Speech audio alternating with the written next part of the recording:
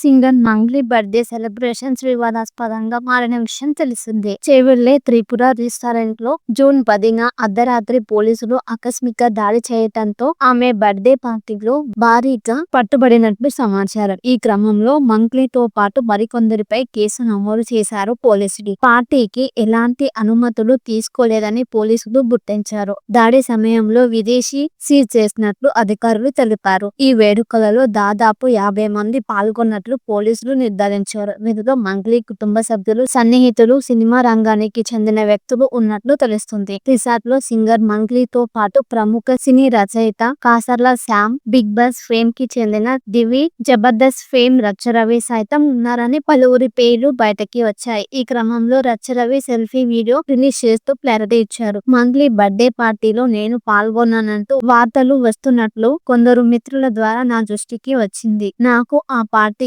ఎటువంటి సంబంధం లేదు. నేను ఆ పార్టీకి వెళ్ళలేదు. గత కొన్ని రోజులుగా నా షెడ్యూల్ వల్ల చాలా బిజీ. వరుసగా షూటింగ్స్ చేసుకుంటున్నాము. సొంత కుటుంబాన్ని చూడడానికి కూడా ఇంటికి వెళ్లేందుకు టైం లేదు. అలాంటి సమయంలో నేను పార్టీకి వెళ్ళినట్లు న్యూస్ ఛానల్స్ లో వార్తలు రావడం చూసి షాక్ అయ్యాను. దయచేసి అర్థం చేసుకోండి. నా గురించి అసత్య ప్రచారం చేయకండి. ఇండస్ట్రీలో నేనొక్కడినే రచ్చరవి, అక్కడున్న వ్యక్తిని నేను కాదు అంటూ క్లారిటీ ఇచ్చారు రచ్చరవి. నేను తాగను, తాకపోను, నాకు తెలియదు. దయచేసి అర్థం చేసుకోండి అంటూ రాసుకొచ్చారు. సింగర్ మంగ్లీ పుట్టినరోజు వేడుకల్లో దొరకడం సంచలనంగా మారింది. దీనికి సంబంధించి ఈవెంట్ ఆర్గనైజర్ మెగావత్ అతని ఫ్రెండ్స్ రామకృష్ణ, దామోదర్ రెడ్డిపై కేసులు నమోదయ్యాయి. మరోవైపు పదార్థాలపై తమ పార్టీలో లేవని, సౌండ్ ఇష్యూ వల్లే పోలీసులు రైడ్ చేశారంటూ క్లారిటీ ఇచ్చారు సింగర్ మంగ్లీ. ఆన్లైన్ లో అప్లికేషన్లను పెట్టుకోగానే పర్మిషన్లు ఇచ్చేస్తాం కదా, ప్రాసెస్ ఇంత సింప్లిఫై చేసిన